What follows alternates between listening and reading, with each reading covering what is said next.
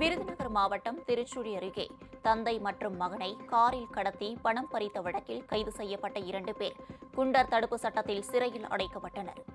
மதுரை கடச்சநேந்தலை சேர்ந்த மைக்கேல் மீரா என்பவரிடம் திருச்சுழி அருகே சுமார் 50 ஏக்கர் நிலம் வாங்கியதாக கூறப்படுகிறது.